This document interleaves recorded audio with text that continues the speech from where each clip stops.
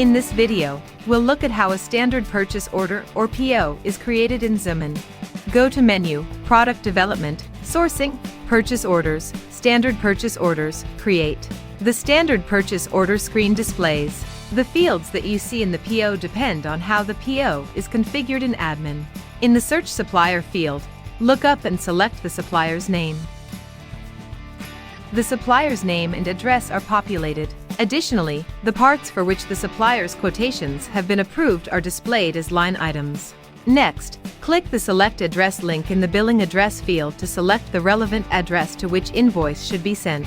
In the Currency field, select the currency in which PO value is to be calculated and payment is to be made. If you have enabled the option to enter multiple currencies in admin, you will not see the currency field here. Instead, you will see currency as a mandatory field in each line item. Click the Select Address link in the Delivery Address field to select the relevant address to which goods should be delivered. The list of office, warehouse, and plant or factory addresses saved in Zumen displays in the drop-down list. If Zumen and your ERP system are integrated, click the refresh icon to pull up any new addresses entered in the ERP system. If you have enabled the option to enter multiple delivery addresses in admin, you will not see the delivery address field here. Instead, you will see delivery location as a mandatory field in each line item. If applicable, enter the tax ID and description in the tax ID and tax description fields, respectively.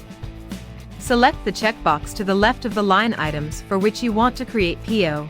In the PO number column, the Zumen PO number displays. However, if the configuration in admin is to pick up the ERP PO number, the PO number changes to the ERP PO number after the PO is submitted for approval. Review the price in the unit price column. The price that displays here is the unit price in the quotation without packaging and logistics cost. To view the quotation, click the number in the quotation number column and click the Add icon to view the complete quotation. The packaging and logistics cost from quotation displays in the packaging and logistics columns. The minimum order quantity from the quotation displays in the minimum order quantity column.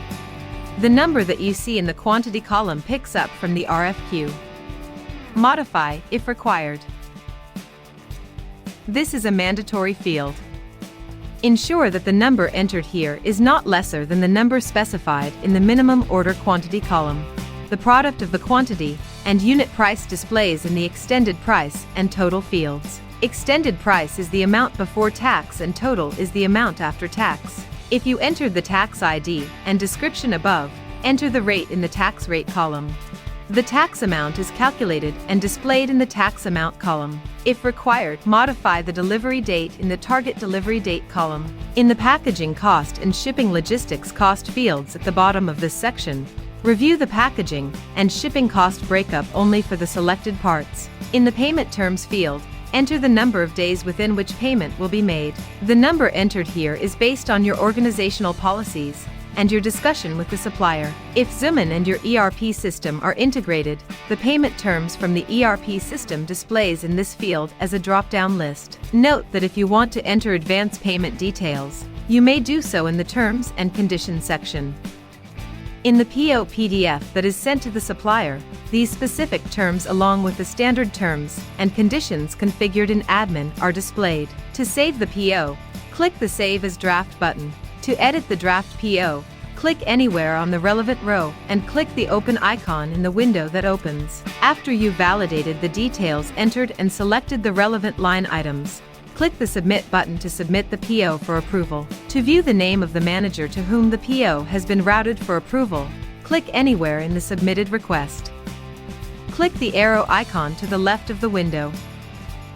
The approver's name displays at the bottom of the PO.